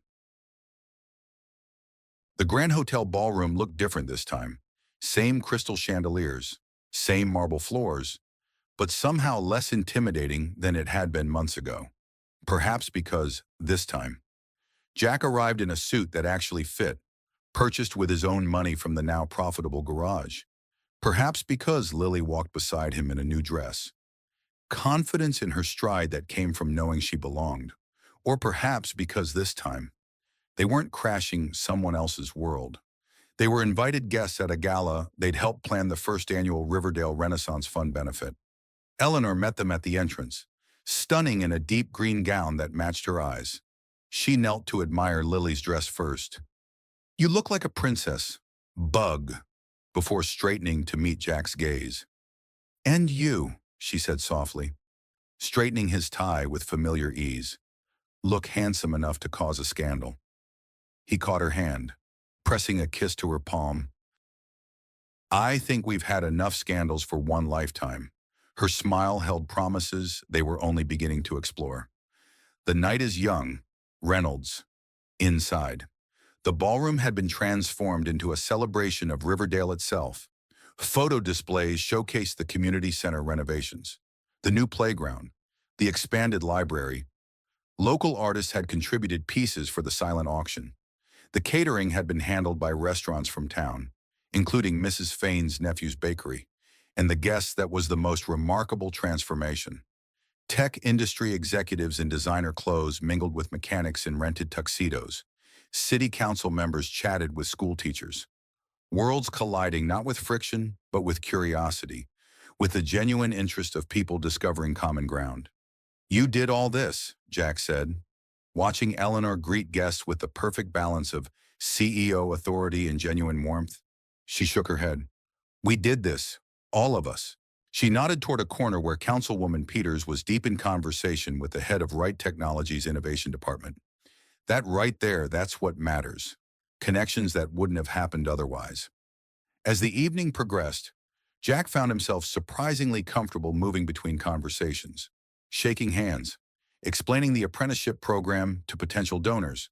At one point, he caught sight of Harold Mercer across the room, the lawyer's expression a mixture of surprise and reluctant respect as he watched Jack seamlessly navigate the crowd. When dinner was announced, Jack found himself seated at the head table with Eleanor, Lily, and the board members of the Riverdale Renaissance Fund.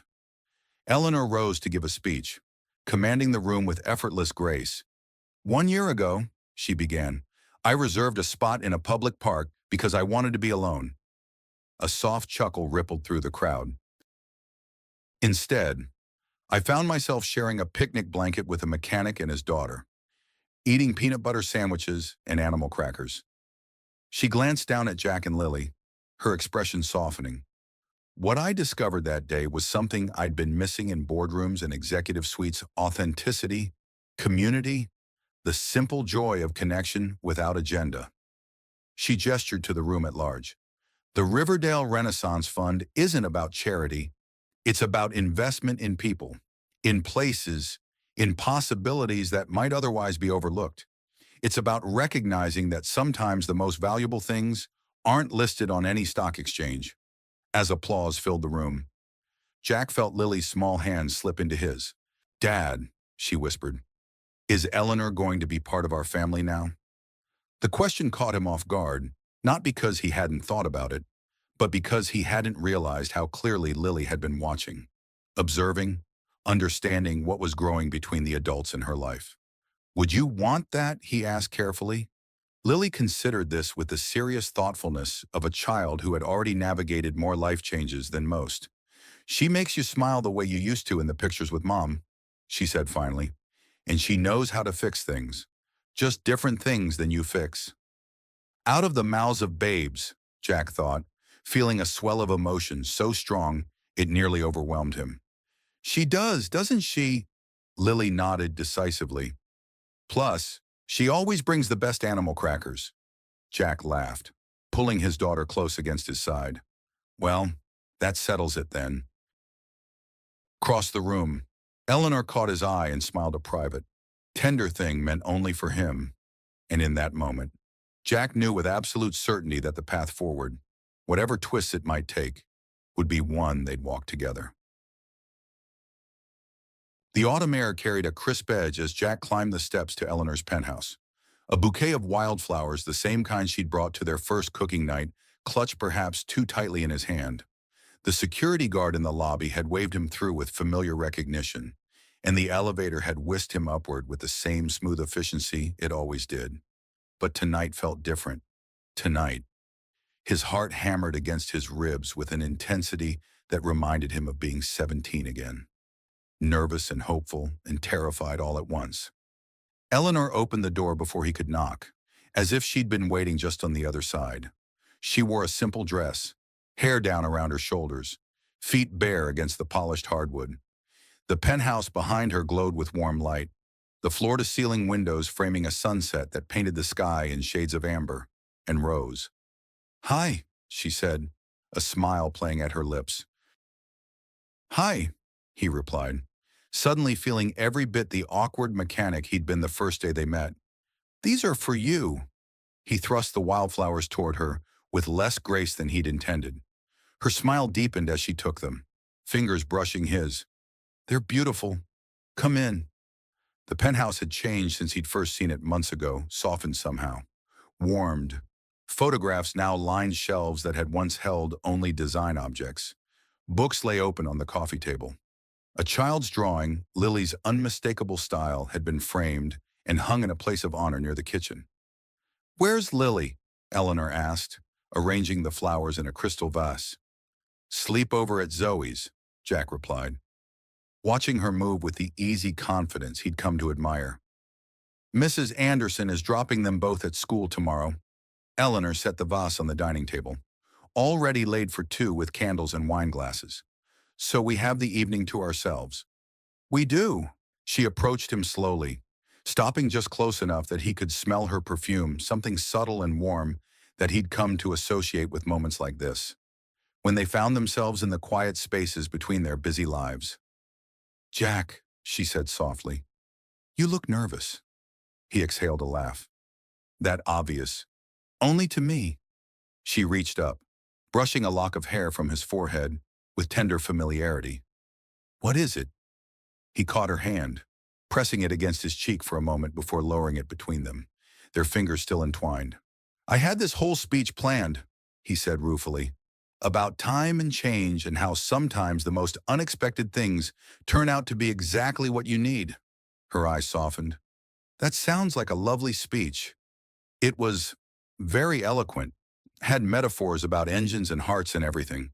And now, he looked at her, really looked, at the woman who had walked into his life by accident and stayed by choice, who had seen him at his most vulnerable and never once made him feel small for it, who had opened her world to him and Lily without trying to change who they were. "Now I just want to ask if you'll marry me," he said simply. Eleanor's breath caught, her eyes widening. For a moment, just a flicker, something like fear crossed her face. Not of him. He knew, but of the magnitude of what he was asking, of the leap they would be taking together. "Jack," she whispered, "are you sure, my life? It's complicated. The press, the company, the expectations. I'm not asking to marry Right Technologies," he interrupted gently. "I'm asking to marry you, Eleanor, the woman who sits on picnic blankets and laughs at my bad jokes and teaches my daughter how to make her grandmother's lasagna." He reached into his pocket and pulled out a small box, not velvet, but worn leather that had clearly held something precious for a long time. "This was Susan's," he said quietly. "Not her engagement ring that paid for medical bills, but this was her mother's before her." He opened the box to reveal a simple gold band with a small, perfect sapphire. Lily helped me choose it. Said it matched your eyes when you laugh. Eleanor looked from the ring to his face, tears gathering in her eyes. Jack, I... Her voice caught. I never thought I'd find this. Someone who sees me. Not the name or the money or the power. Just me. Is that a yes? He asked, hope threading through his voice. She laughed then, a sound of pure joy that seemed to brighten the already golden room. Yes, of course. Yes. As he slipped the ring onto her finger, a perfect fit. As if it had been waiting all along for this moment, Jack felt the last pieces of his world lock into place. Not perfect, not without challenges ahead, but right. Completely. Undeniably right. Eleanor looked down at the ring on her hand, then back up at him with a smile that held both vulnerability and certainty. I should warn you, she said. I have no idea how to be a normal wife or mother. Jack pulled her close, pressing his forehead to hers. Good thing we're not looking for normal, he murmured. We're looking for real. And as the sun set over the city, painting the penthouse in shades of gold and promise, they sealed their agreement with a kiss that felt like coming home. The wedding took place where it all began, beneath the willow tree in Willow Park, with the lake shimmering in the background and autumn leaves dancing on the breeze. No press, no fanfare, just 50 chairs arranged in a semicircle and a simple archway woven with wildflowers. Eleanor had insisted on keeping it intimate, just the people who matter, she'd said, and Jack had agreed. Relieved that she understood without him having to explain that some moments were too precious to share with the world. Now he stood beneath the archway, Frank beside him as best man, watching as the small gathering of guests turned in their seats at the first notes of music. The string quartet, Eleanor's one concession to luxury, began playing a gentle melody that seemed to float on the air like the willow branches above them. Lily appeared first, radiant in a yellow dress she'd helped design, carefully scattering flower petals along the grassy aisle. She beamed at Jack as she reached the front, taking her place with a solemn pride that made his heart swell. And then, Eleanor. She walked alone, her choice, a statement about coming to this union as her own person. Her dress was simple ivory silk, falling in clean lines to just above her ankles. No veil, no train, just a crown of small white flowers in her hair and his mother's sapphire ring on her finger. As she moved toward him, face alight with a joy so pure it seemed to radiate from within, Jack felt time slow around them. The guests, the park, even the music faded to background noise against the singular clarity of this moment of Eleanor walking toward him, choosing him, building a future with him that neither could have imagined a year ago. When she reached him, he took her hands in his, feeling the slight tremble in her fingers that matched his own. Up close, he could see the tears shining in her eyes, the smile she couldn't suppress, the love written so clearly across her face that it took his breath away. Hi, she whispered. Just for him. Hi, he whispered back. The efficient councilwoman Peters, who had become a surprising ally and friend through the Renaissance Fund, began the ceremony with words about unexpected beginnings and paths that converge when least expected. But Jack barely heard them, too caught up in the miracle of the woman before him. When the time came for vows, Eleanor spoke first, her voice clear and steady despite the emotions shining in her eyes. Jack, she said, before you, I had everything and nothing at all. Success without joy, achievement without meaning, a life built on expectations instead of dreams. She squeezed his hands. You and Lily showed me what real richness looks like: peanut butter sandwiches on checkered blankets, laughter that doesn't care if it's proper, love that doesn't need to be earned. She glanced at Lily, who watched with wide, delighted eyes. I promise to be present, not perfect, but there. To listen more than I speak. To remember that the most valuable things can't be bought or sold. Her voice softened. And I promise to bring animal crackers to every picnic, for as long as we both shall live. Laughter rippled through the gathering, warm and genuine. Jack felt his own eyes mist as he began his vows. "Eleanor," he said, his voice rough with emotion, "7 years ago, I thought my heart was permanently broken. I learned to function around the empty spaces, to be what Lily needed, to keep moving forward. But I never expected to feel whole again." He reached up, brushing a tear from her cheek with his thumb. "You didn't fix me, that's not how love works. But you showed me that broken places can become stronger at the seams, that endings can become beginnings if you're brave enough to turn the page." He smiled at her, putting every ounce of his love into the expression. "I promise to be your equal partner, your safe harbor, and your greatest champion, to face whatever comes good or bad, simple or complicated together, and I promise to never stop making memories worth keeping, for all of us." As they exchanged rings, his a simple band that matched hers, the breeze picked up, sending willow branches swaying and autumn leaves spiraling around them like nature's own celebration. "By the power vested in me," Councilwoman Peters announced, her usual stern demeanor softened by the moment, "I now pronounce you husband and wife," before she could finish with the traditional permission to kiss. Lily darted forward from her spot, wrapping her arms around both their waists in a fierce hug that made the gathering chuckle and applaud. Jack and Eleanor looked down at her, then at each other, and in that moment, a family was truly born not of blood or obligation, but of choice and chance and love that had found its way against all odds. Jack leaned forward, pressing his lips to Eleanor's in a kiss that sealed their promises, their future, their shared journey. And as applause rose around them, mingling with the rustle of leaves and the gentle lapping of the lake against the shore, he knew with bone-deep certainty that this moment, these people, this love was what he'd been fixing things for all along. 5 years later, the bench beneath the willow tree remained weathered now, worn smooth by seasons and visitors, its brass plaque patinated to a gentle gold. But it wasn't empty anymore. Eleanor sat with a small boy of about 4 on her lap, his dark curls and sea-glass eyes marking him unmistakably as their son. Beside her, Jack leaned comfortably against the bench's arm, one hand resting on her shoulder, the other holding a juice box that he occasionally passed to the child. Across the blanket, the same red and white checkered one. Now soft with age and countless washings, 12-year-old Lily lay on her stomach, sketching the lake scene with the focused attention of a budding artist. Her drawing style had evolved beyond stick figures and glitter crowns, but her joy in creating remained unchanged. "And this," Eleanor was saying to the boy, pointing at the brass plaque, "is where Mommy and Daddy met. Right here, under this tree, and with animal crackers," the child added solemnly, clearly having heard the story many times before. Jack laughed. "That's right, James, the very important animal crackers. And I was here too," Lily chimed in, not looking up from her drawing. "I'm the one who offered her the sandwich. The most important sandwich in history," Eleanor agreed, dropping a kiss on James's head before looking up at Jack with eyes full of memories and contentment.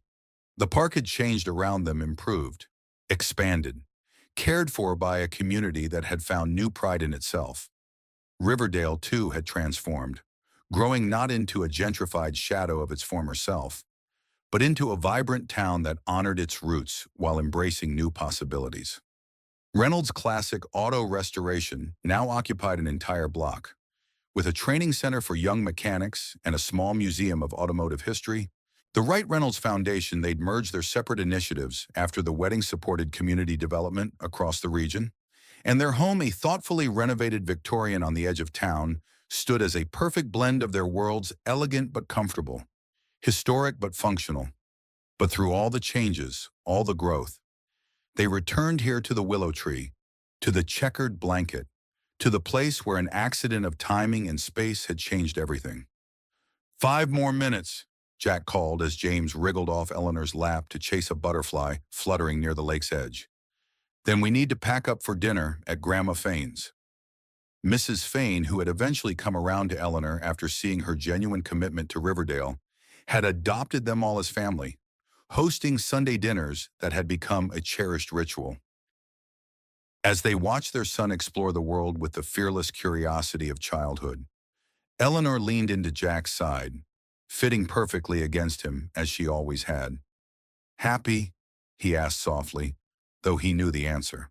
She looked up at him, at the laugh lines around his eyes, the touch of gray at his temples, the face that had become her home. "Beyond measure," she replied, and as the afternoon light filtered through willow branches, painting them all in dappled gold, the bench beneath the tree stood witness to what it had helped create, a family built not from obligation or expectation, but from peanut butter sandwiches and animal crackers, and the courage to sit down beside a stranger on a checkered blanket and see where the moment might lead. The spot had been reserved once, not for them but for solitude. Fate, it seemed, had other plans.